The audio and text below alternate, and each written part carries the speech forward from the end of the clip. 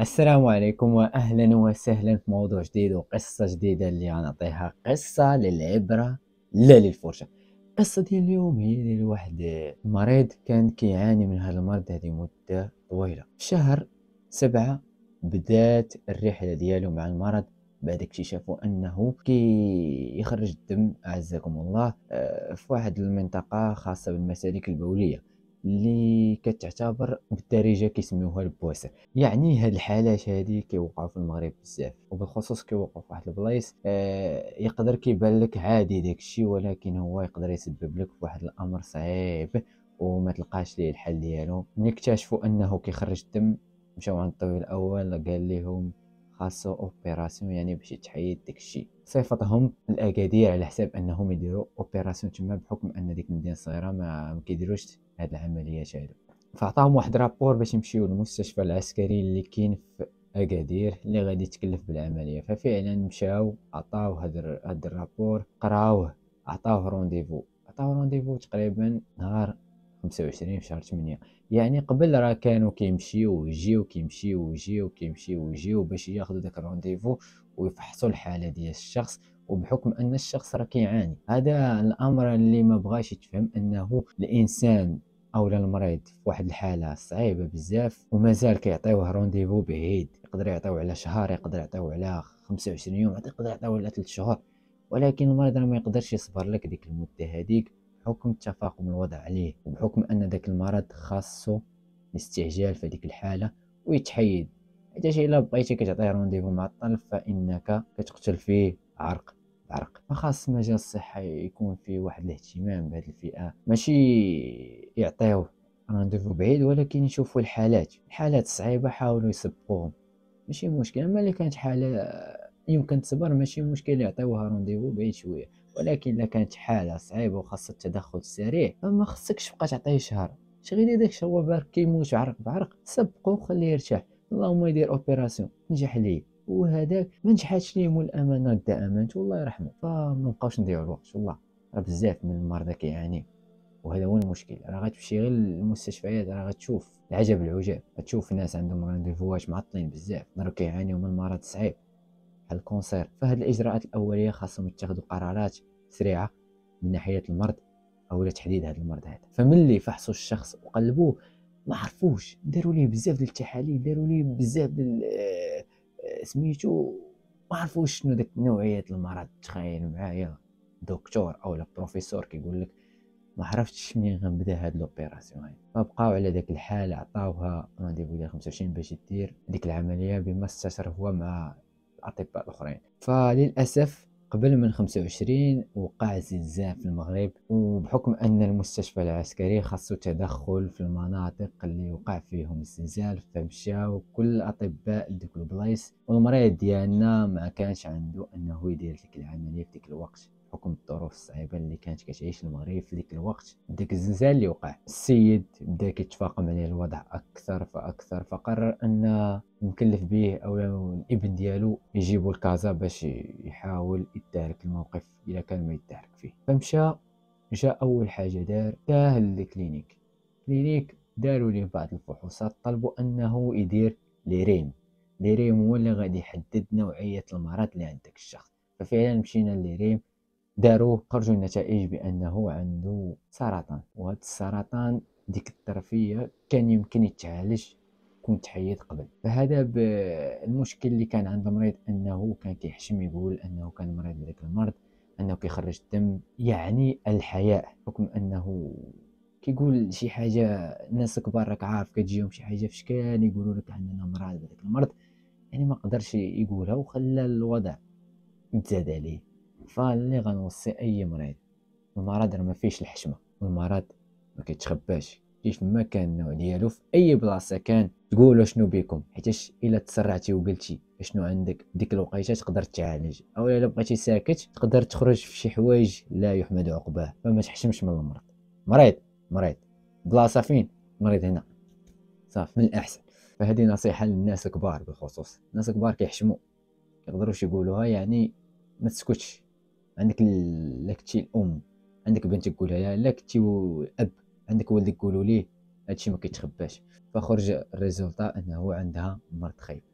يعني كانت نسبة أنه يتعالج فعلا قبل ما يوصل لكبداية التربة، باقي موصل والو، يلاه في البدايات ديالو، أولا نقولو يلا فهنا كانت المصاريف غادي تكون كبيرة بزاف، فقرروا أنهم يديوها للمستشفى ديال الدولة اللي هو 20 غش. 20 غش هو راه نفس السيناريو، سير تجي سير وجي سير وجي سير وجي، رونديفوات على الخاوي، جي نهار 22 كتجي نهار 22، أسبوع ما بين رونديفو كتجي الأسبوع الأول كدوز رونديفو، سير لينا التحليلة هادي، كتمشي ديرها كيصيفطك عاوتاني سيمانة عاد جي عندي كتجيب ليه هاديك السيمانة غير باش يقرا لك لوردونونس ديال اشنو اولا النتيجة ديال التحليل خرجات، كيقراها كيعطيك عاوتاني رونديفو اخر، سير دير ليا التلفازات، سير دير ليا الراديو، سير دير ليا تيو، سير دير ليا، بدون جدوى وبدون نتيجة، والمرض غادي وكيتفاقم والحالة ديال المريض كتزاد. يعني كيبان لينا اننا حنا لا قدر الله غادي نخسروا المريض. فبقينا كنشوفو شوف السيد ما قدرش مازال يزيد، ما قدر حتى حاجة يديرها مازال. قرروا انهم يرجعوا الكلينيك رجعوه، فلقاو ان نسبة الدم ده قليله وما عندوش جهد باش يكمل، فيتامين ما عندوش، لي كالمون ما كاينينش. فقرروا يدخلوا واحد 3 ايام، ديك 3 ايام دخلوا الانعاش، تكلفوا به صراحه. عطاوه واحد جرعه ديال انه يطلع ليه المورال، بدا اول حاجه، وديك الصحه شويه تزاد، عطاوه الدم، عطاوه لي كالمون، عطاوه فيتامينات، عطاوه بزاف ديال الحوايج. فهنا كنقول لكم انه الا ما عندكش الفلوس راه ما غاديش الدواء بالعربيه، غادي تطيح. يعني صراحة يحز في النفس أنك كتشوف مريض ما عندوش والو كيموت حداك وما قادر دير والو، وكاين اللي غادي يتكلف به مثلا، اولا كاينين الآليات اللي غادي يخدموا داك المريض، اولا كاينين أو الحمد لله كاينين الظروف، ولكن الناس اللي دايرين بداك المجال ما كيعطيوش اهتمام. فكتقرر انك تمشي لديال الكلينيك اللي غيهتموا به، ولكن بالمقابل بالفلوس. يعني مونطو كبير، تقدر في 3 ايام تحط مونطو يوصل 2 المليون ونص غير في 3 ايام اولا يومين. شي حوايج بساط يمكن ديرهم في ديال الدولة، ولكن ديال الدولة كاين شوية ديال التماطل كما كنقولوا. للأسف هذا هو الواقع الذي نعيشه. فمن بعد رجعوه للدار، بدا كتبان فيه شوية، بدا اللون كيرجع ليه الوجه، ولكن 3 ايام عاوتاني بدا النزيف ديال الدم، بدا شحال من حاجة، فقرروا انهم يرجعوه للكلينيك. هنا الكلينيك بروفيسور تا هو راه ما عرفش، كيقول لك تا هو راه ما عرفش كي غندير، شنو العملية اللي غندير. فقال لك غادي ندير ليه عملية، ولكن تنجح او ما تنجحش غنحاول نستأصل داك الميكروب، ونتمنوا انه ما يكونش طلع الكبده. ففعلا دخلوه للاوبيراسيون، دار عمليه، حيدوا داك الميكروب. السيد فاق بخير الحمد لله، الدم توقف، العمليه في المسالك البوليه نجحات. بدا كياكل شويه، بدا كيشرب، كيعاون راسو، ولكن الغريب في الامر انه ما قادرش يزيد، ما قادرش يدير بزاف ديال النشاطات، كيتمشى شويه كيعيا. فكشي قلنا حنا في الاول، قالوا لينا صافي الله يعاونكم راه الحمد لله نجحات، ما خصو لا بولا، ما خصو لا شيمي والو. فكنا فرحنا داك الليله هذيك. ولكن الغد اللي كما قلت لكم بدينا كنشوفوا فيه شي حوايج ماشي ديال شي واحد انه فعلا برا. فاتصلنا بالدكتور فقال لنا انا فقط مسؤول عن المسالك البوليه، والحمد لله العمليه ديال تما نجحات، استئصال ديال داك الميكروب تحيد. ولكن المرحله الثانيه هي انها تمشيو ديروا لي واحد الراديو اللي غادي يبين لكم انه واش بحال سرح داك المرض او لا. فكما كنقول لكم تمشي الرياح بما لا تشتهي السفن. هذا الجهد كامل اللي دار خرجت انه تقاس شويه من الكبده والمصارن. يعني المريض بدا كيدخل في المرحله الصعيبه اللي خصو، كيقولوا انه يدير الشيمي، ولكن ملي كيشوفوا الطبيب كيقول لك ان الشخص هذا ضعاف بزاف، الشيمي ما يقدرش عليه، حيت الانسان الضعيف ما يقدرش يصبر على الشيمي، وغيعطيه شي براوات اللي غادي يصبروه ويعيش تيدي مول الامانه امانته. صراحه كيبقى هذا الامر صعيب تقبلو بحكم الابناء ديالو، ولكن قدر الله ما شاء فعل. مشيئة الله، درتي اللي في جهدك، درتي كلشي، ولكن كيبقى الامر بيد الله عز وجل. الله بغاه في هذيك الحاله، بغا يبتلى، بغا بزاف ديال الحوايج، بغا ليه الخير. انت كتشوف جريتي تعيتي، ولكن كيبقى امر الله هو اللي كيتصرف.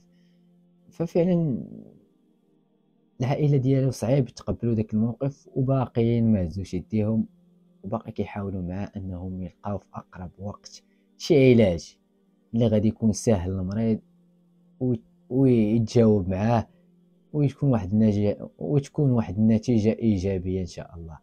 فدعواتكم لهذا المريض هذا ولجميع مرضى المسلمين أنهم يشافيهم ويعافيهم ويردهم صحتهم. وتاني حاجة أن الناس اللي مرض ما يبقاوش ساكتين، مريض قولها. وحاجة أخرى، أهتم بالصحة ديالك، حيت الصحة تاج فوق رؤوس الأصحاء لا يراه إلا المرضى. إمتى غادي تحس بهذيك الصحة؟ نهار تمرض، ما تقدر دير حتى حاجة، ما تقدر دير حتى لعيبة، ما تقدرش تجيب غير كاس الماء لراسك. فحاول تريح صحتك وما تعصبش راسك، ودير شويه ديال الرياضه وتمشى وما تستريساش. الحياه راه ما كتستاهلش منا هادشي كامل. فراه مشات عين تقدر صحتك طيح، راه ما يعقلك حتى شي واحد. فالتزم بالصحه ديالك ورد ليها البال، وعرف اشنو كدير في حياتك، وعرف كيفاش تماشي، وعرف كيفاش تعيشها. السلام عليكم.